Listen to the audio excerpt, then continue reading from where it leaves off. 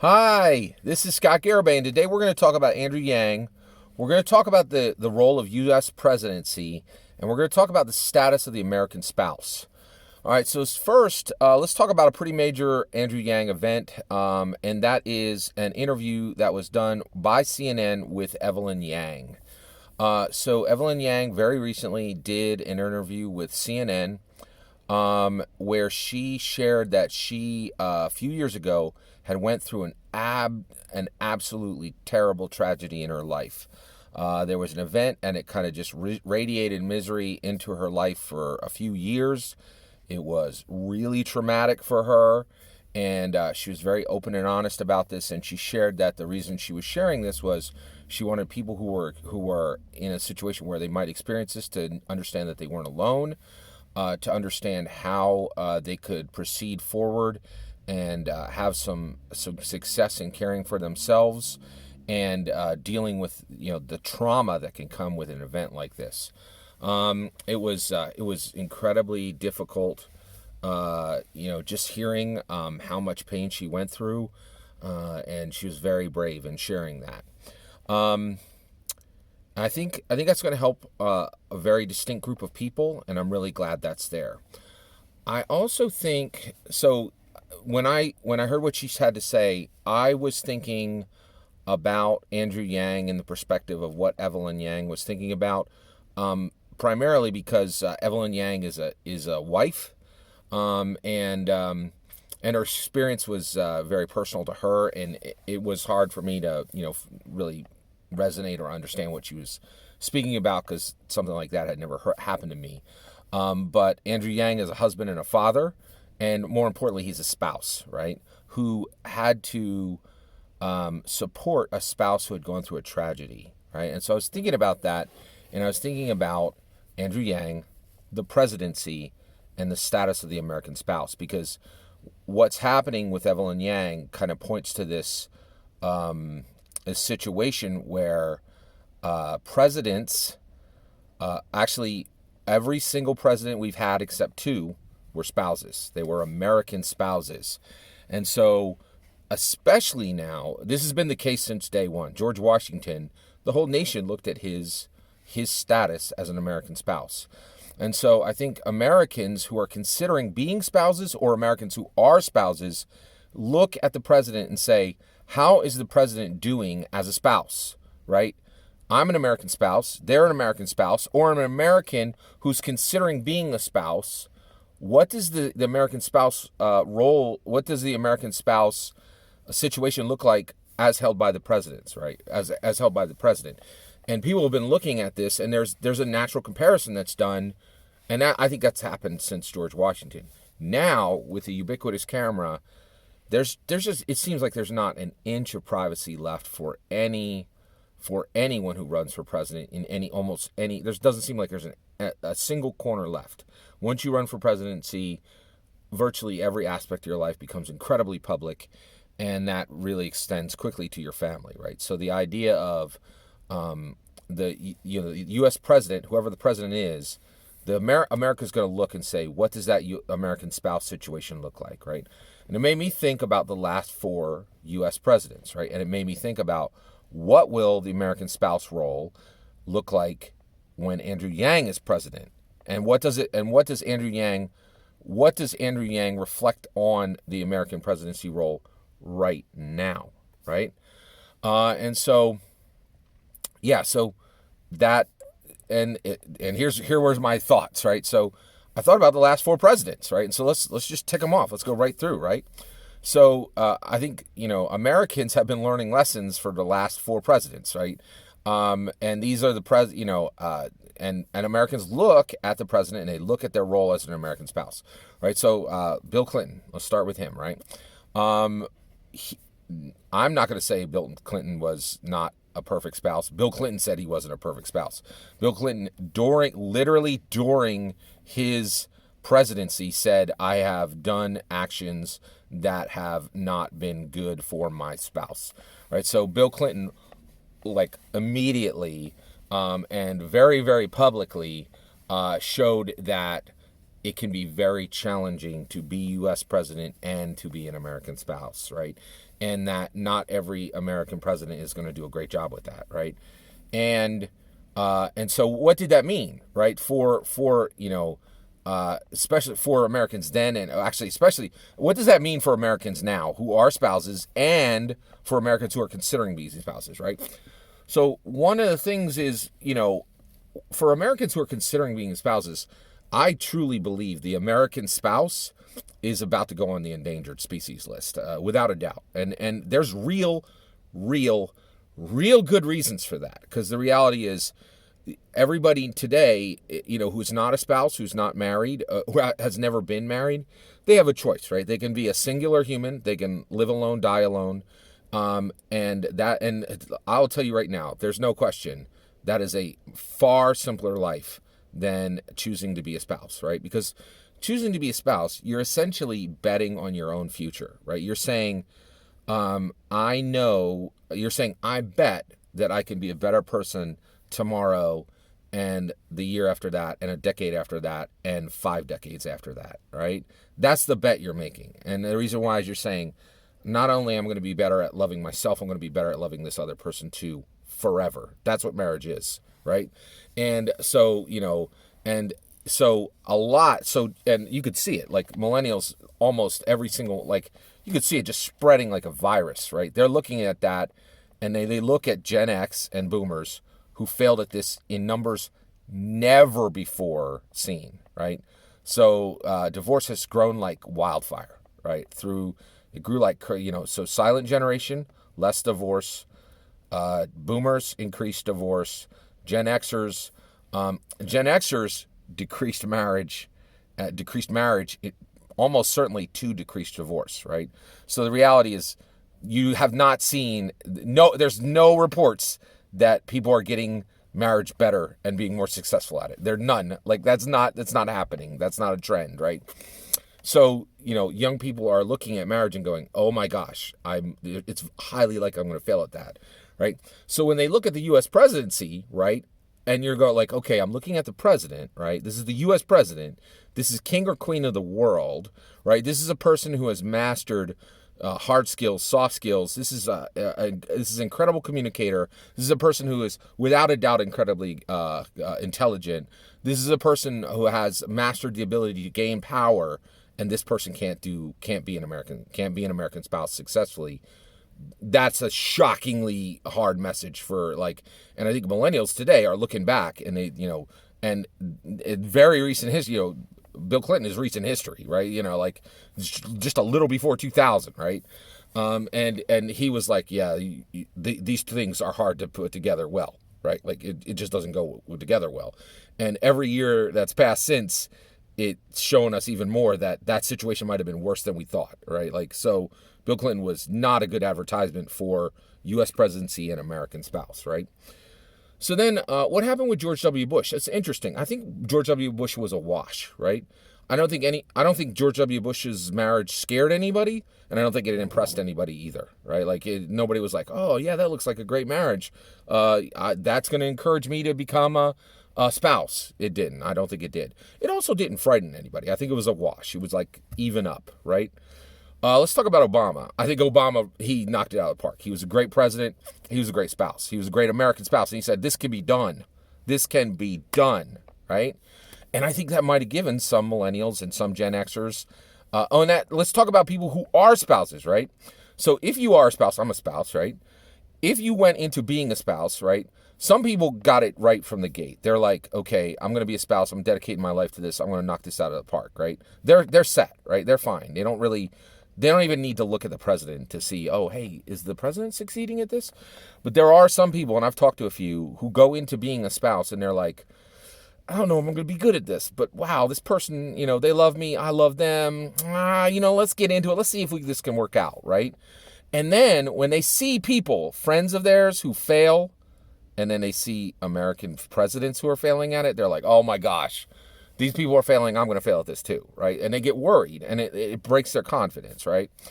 But when somebody like Obama comes along, right, and he's crushing it as an American president and as an American spouse and says, you can do both, right? You can do both.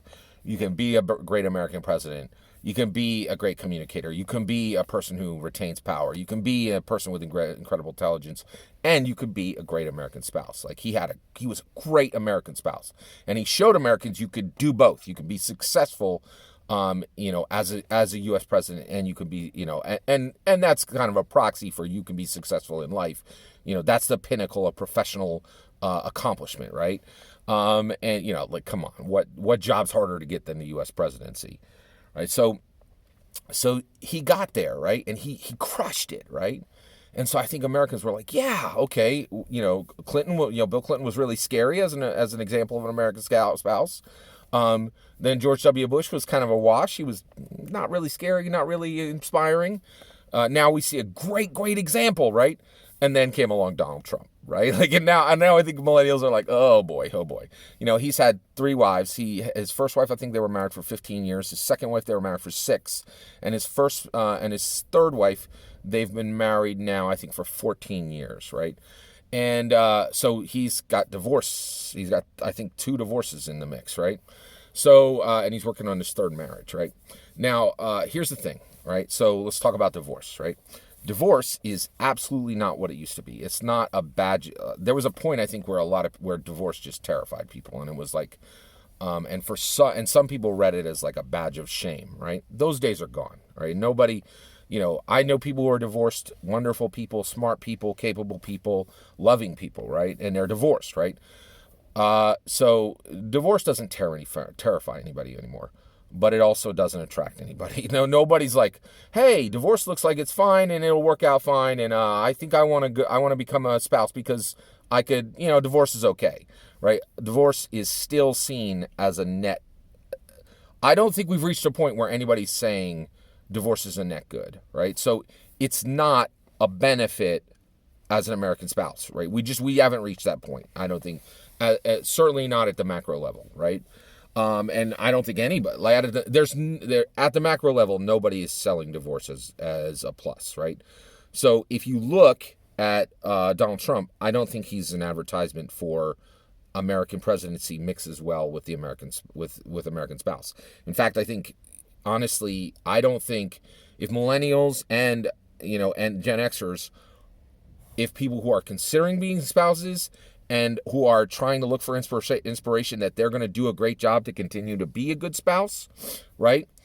If they look at Donald Trump, I don't think they're going to see a lot of inspiration there. I don't think Donald Trump's example as an American spouse is going to inspire any millennials to go into that situation. In fact, I think they're going to be like, I don't want to have a situation where I have 2 people that I made vows to forever and those didn't stick, right? Like that's not, it just seems really clear that Donald Trump is not going to inspire anybody that the U.S. presidency and the American spouse role fit together, right? It doesn't, I don't think that math fits, right? So where does that leave us, right? Well, that leaves us with Evelyn Yang sharing this tragedy that she suffered, and then her saying very clearly that Andrew Yang came next to her and did a great job of supporting her through that incredibly dark journey, right? So that is incredibly good for people who are interested in Andrew Yang, because that means he could be an Obama-type president, not a Clinton-type president, not a George W. Bush-type president. He could be an Obama-type president, right? Not a Trump-type president, right? He could point for millennials and for Gen Xers to say, you can choose, and so what has Andrew Yang done? He's been incredibly successful in education. He's been incredibly successful in the corporate world. He's been incredibly successful in the charity world, the benevolence world, right? And he chose to be a spouse, right? In the middle of that, he was successful at being a spouse, right? And he has, and when his spouse went through an incredibly dark journey, right? Which I think many millennials and Gen Xers would be like, oh my gosh, I don't know if I could have supported my spouse the way they needed through that, right? Andrew Yang standing as an example and saying, yes, you can do this, right? And I think that's what we want the U.S. president to be, an example, to say to people, these two things can still fit together, right? And I would really like the U.S. spouse, the U.S. spouse to not go onto the endangered list, right? And having someone like Andrew Yang, who's a living example of you can be successful in the professional world, and be a successful American spouse still. That's still possible today, right? I think it's really important that we see that example. And the reason why is I could tell you right now, I'm in the middle of it. I'm a spouse, right? I really want to make it the distance, right? I've been married for 28 years, right? And I'll tell you, there are days where I don't do a great job at this. I'm not 100% on the roll, right? Where I'm not as loving as I should be. I don't speak with as much respect as I should, right? Where, there were years where I could have, made better choices in my professional, in what path I took professionally, right? To provide better, all kinds of things, right? There were times where I could have done a better job for my spouse, right? And now too, right? And actually, me and Leanne me and my wife, we have walked through tragedy together. Certainly nothing at the level of what Evelyn Yang shared. But we have walked through some trauma together, right? Some hard times, right? But I always, I'm always saying, hey, I think I can do this. I think I can do this. But when my friend Bob, that's a pseudonym there. I don't actually have a friend named Bob. when Bob and Harry and Sally and people, again, these are pseudonyms, but I have friends, and when their marriages break, that scares the living heck out of me, right? Especially when these people are smarter people than me, people I thought were more compassionate than me, and they're failing it, and their marriages are breaking in half. And I'm like, oh my gosh, am I going to be, if there are traumas that come, am I going to be able to be everything that my spouse needs, right? And that's frightening at times, right? And I want there to be an example to say, yes, you can do it, you can make it, right? You can continue to perform professionally, you can continue to perform socially, right? You could be a good functioning American citizen, and you could be a good functioning American spouse, right? And Andrew Yang's shown that, right? And I think he can return us to those Obama days where an example of, yes, you can be a great American president and you can be a great American spouse and inspire others to go down this road. Because right now, with the vast number of divorces that show up routinely, right? I have a huge amount of sympathy for Americans that are saying, no, I don't want to go down that road, right? So I am going to take a moment to just say, of course, my sympathies go out to Evelyn Yang, and of course to Andrew Yang for that horrible journey they had to go through. I'm so glad that they're starting to come out the other side of that.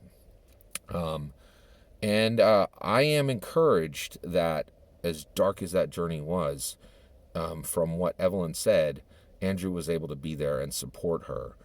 And I'm very, very glad to have Andrew Yang as an example that we can be successful American citizens, that we can succeed socially, we can succeed professionally, we can succeed with good cultural achievements, and at the same time we can be good American spouses. Because there are a lot of times where we look and we see people shooting for all those different goals, and the American spouse part breaks in half. And I desperately want to go the distance. I want till death do we part to be real, right? And I get a lot of inspiration by watching Andrew Yang succeeding on all levels, and I really want to return to those wonderful, awesome Obama days where we had a great president and somebody who really showed that you can also be at the same time a great American spouse, and that I really want to go back to that time. That's my take on that. And I think, and that's just one portion of it. I think what Evelyn Yang shared, what I talked about is just one slim slice of the ramifications of it, right? There's going to be, I think, there's going to be a lot to unpack there, and I'm hoping that what she shared is really going to help a lot of people, which I think it will. And the part that helped me today, was kind of adjacent to what she said, but it was helpful to me and it was encouraging to me. And I'm very thankful to Evelyn for that. I really am. Thank you for letting me share this with you today. Please have a wonderful day, and actually also have a wonderful millennium. Take care.